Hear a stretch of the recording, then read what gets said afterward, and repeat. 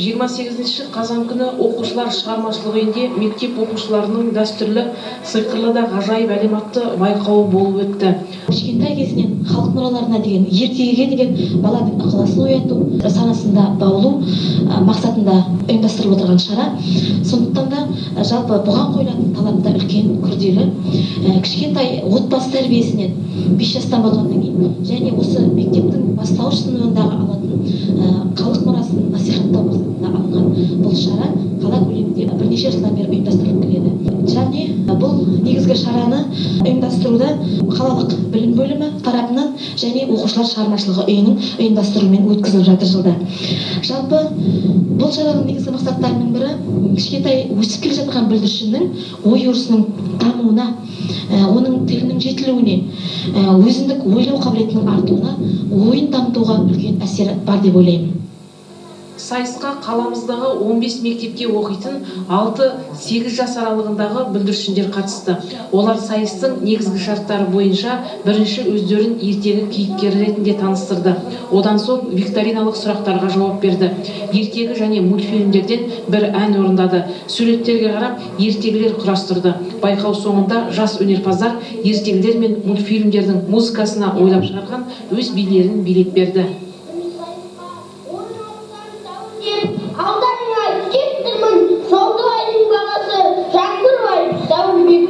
Сабақты 5-ке оқимын, бітірмей және жаңылмай, шетінен жүрсе өнерпаз нағашы менің табынай, ұлым байбыз минадай, ортаға басты саламай, өтірікті зұлатам, кәдімгі тазша баладай. Люблю читать, люблю писать, люблю сценарий сочинять. На кухне часто пропадаю я, когда к кастрюле припадаю. Манты, любимая еда, скажу вам честно, друзья, я сказки добрые проживала, а мама часто повторяла: ай, сын, дочурочка моя, жизнь сказка, если цель ясна.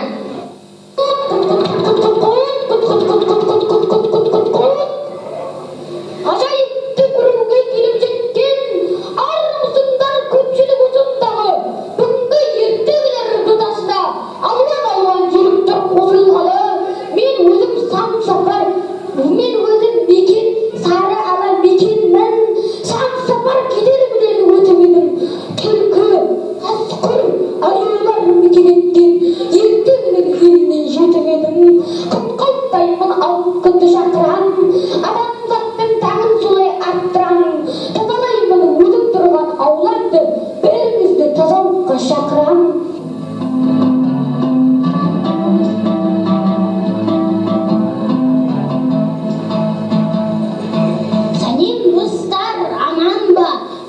Бейбіт заманда ән салымын бармын мен, сәнденемін нұр біліммен.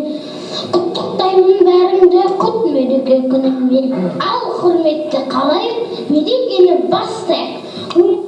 Әділ қазылар бұл жолы жылдағыдай сайыскерлердің сахна мәдениетін сақтауына, сөзді анықтап мәнді жеткізе білуіне, сахна киімдерінің әртүрлі қызықты болып, оның кейіпкерлерге сай келуіне, сайыскерлердің әуенді түсініп, ырғақты қабылдау қабілетіне көңіл бөлді.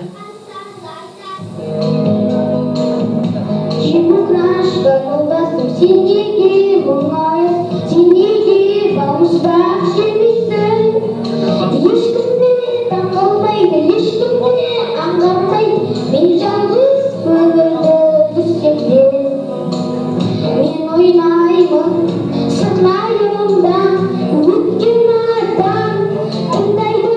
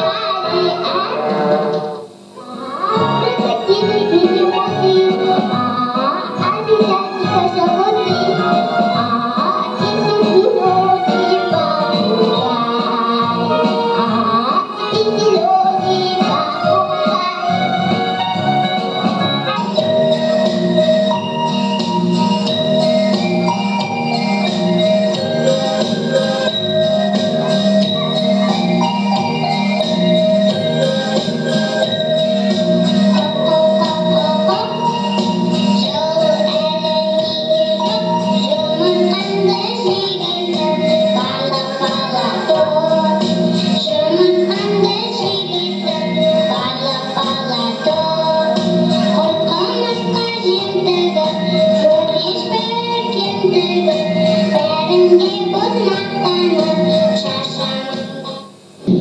Бүгінгі сайысқа біздің қала мектептерінің барлығынан да оқушылар қатысып отыр. Бұл бірінші қуанарлық жағдай. Себебі халықтық мұраға деген баланың ынтасы өте зор деген сөз. Сонымен қатар жалпы оқушының, баланың ертегі мазмұнын ашуға жұмыстануды қуантарлық. Себебі оқушы өзінің ойын жеткізуге бар жанын салып тұр, қиналып тұр кішкентай бала. Осы уақытта да біз қуанып отырмыз. Ән салуда да музыкалық жаңағы сауаттылық қажет. Бұған да өзінше жұмыстанған оқушылар бар. Кейбіреуі музыкаға ілесе алып жатса, кейбіреуі музыкаға үлгере алмай жатыр. Дегенмен баланың бойындағы сол музыкаға деген ынта бар. Біз тәрбиелеу жолында осындай жұмыстар жасап жатырмыз. Байқауды қаламызға белгілі өнерпаз Жұмабике Жаманова жүргізді. Байқау кезінде оқушылар шығармашылық үйі өнерпаздары шағын концерттерін ұсынды.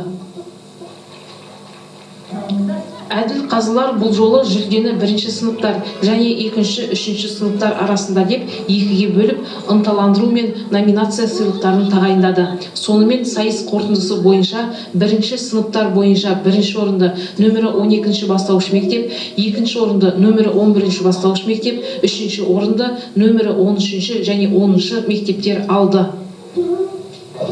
Ал екінші, үшінші сыныптар бойынша бірінші орынды нөмірі 3-ші орта мектеп, екінші орынды нөмірі 4-ші және 8-ші орта мектептер, үшінші орынды нөмірі 9-ші, 1-ші, 5-ші мектептер иеленді.